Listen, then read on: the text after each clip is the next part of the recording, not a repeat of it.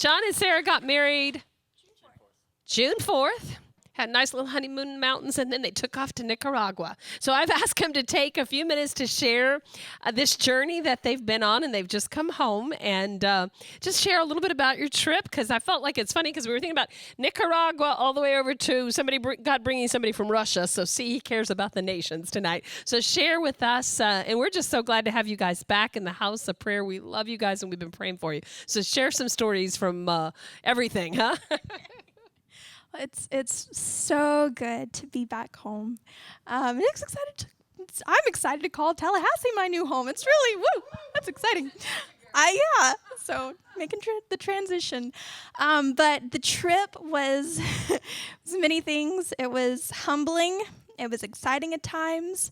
It felt dry at times. It felt downpour. It was all kinds of things, and it eventually just turned out to be a really incredible experience that both of us really needed, even in our own walks and in our own growth with each other and then with the Lord. But the main thing that we were doing was we were helping a missionary couple, the Busbys, and the Busbys they go to a prayer house, basically, and it's called Ruby's House. And it's in kind of the slums of Nicaragua. And so they take the teams that travel there during the summer, they take every team to Ruby's house if they want. And that's where they pray over them, they prophesy over them, they just minister to them. And so we got to be a part of that ministry to the teams who were from America. Talk about, missionaries to America. We were in Nicaragua praying over American teams, which was kind of funny. But one of the most impactful things in that time was at Ruby's house in the middle of the slums. It's a 2-level building, and they've got fans going, and there's just all these people, like 40 people just crammed into this little tiny upper room. And after prayer, all of the members of the team would share a testimony of, what happened, or, just what they felt the Lord was doing, or if they liked it or not. And so team after team after team, and kid after kid after kid, person after person after person, they started by saying, when I walked in here, I just really wasn't sure about this whole God thing. And I don't know. I was kind of on the edge, and I don't know. I didn't want to really do this. But then, when y'all prayed for me, I felt God's presence. And now I know. And it was just hearing that over and over and over again was just really touching and humbling that we got to be a part of that.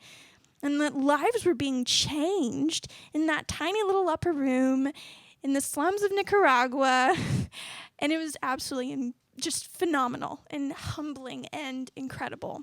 So that's one little story, and I'll let Jon share some more. But yeah, it was really really amazing going up to Ruby's house, and we could just spend, 3 to 5 hours, it seemed like, just like prophesying over teams. And that was really good to just kind of grow in prophetic ministry. And really, it was nice to, have a ministry where you don't have to think about yourself very much at all. And you're not really keeping anything going. There's no performance element. You're just praying over people and you're prophesying. And that was really freeing to just sort of only do that for a while. And, but yeah, there were a lot of people who said they weren't really sure about God. Like Sarah said, there's one kid who gave his life to the Lord, that we know of anyway. And that's just kind of the track record for this. Like, all these missionaries come, and a lot of them aren't saved, and they show up and they experience the presence of God. They experience His love. And one thing that was really cool was there was this Nicaraguan lady. Her name was Marisol, and she spoke Spanish. and she would come in and she would prophesy over these kids, and she was just like really powerful. Like she would just go and go and go, and they'd be really specific prophecies, and she just had all this boldness. But one thing that I thought was really cool was with the language barrier, like she couldn't tell what we were saying. We couldn't tell really what she was saying, but there was somebody who would interpret for her, so we could actually hear, like if she said something, we could hear what she was saying, but she didn't understand what we were saying, if that makes sense. And so like I remember one time prophesying over this kid, and I had these really kind of specific words for him, and not like generic, like the Lord loves you kind of words, like specific ones that I wouldn't have normally expected. And then like everything I said, then Marisol starts saying in Spanish, and then the translator says exactly the same things, and like using the same imagery and stuff. So it was a faith builder for us in a lot of ways, and it was just good to saturate in a place with a really thick presence of God. It's kind of like being here in some ways. I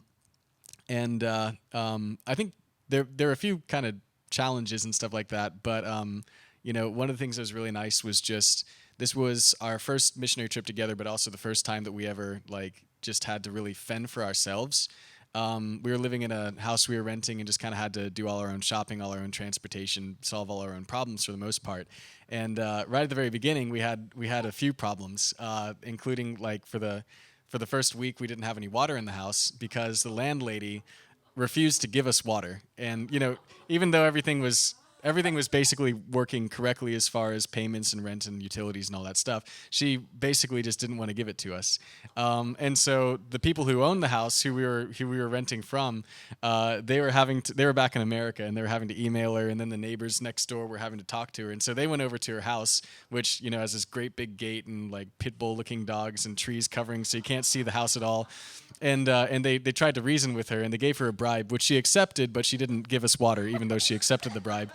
And then we would as this would come up to other people, we'd be like, oh yeah, we don't have water in our house, and then they'd be like, oh, I know, your landlady's crazy. Did you hear about how she hired a gardener, and she hires gardeners and then like pays them once and then lets them work and doesn't ever pay them again and just waits to see how long they'll work until they figure it out. And like we'd talk to somebody else and they'd be like, oh yeah, your landlady, she goes months without paying utility bills, and then she'll negotiate a lower bill so she can save money on it, and just all this stuff. So we had like a notorious landlady.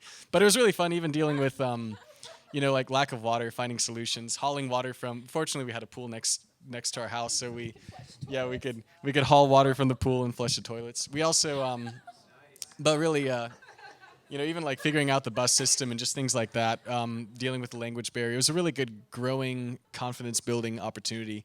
And the Lord really did work on us a lot. I think the hardest thing by far was not having a great deal of work down there. Because not too much of the kind of work we were expecting, and so we would go to Ruby's house, but that wasn't like every single day. So we had all this downtime. We're like, Lord, what do we do with this? And realized that that was the hardest thing, was just like not getting our identity from what we were doing while we were there, and just kind of being okay with having all that time. And I think we really utilized it well. I worked ahead on a lot of stuff, so we'd have more time here to basically fit another ministry and things like that. But there was just a lot of ways where God targeted our hearts very specifically, and we're really grateful that He did right at the beginning of our marriage, where like there were places where I would get identity out of what I was doing, and He worked on that. And I think maybe some of the same for Sarah, and just a lot of things that He targeted. And we're really grateful that just He gave us this opportunity, and really grateful to be home too. That's awesome. We love you guys. We're just glad. Whoops, I got you. Sorry. Yeah, you're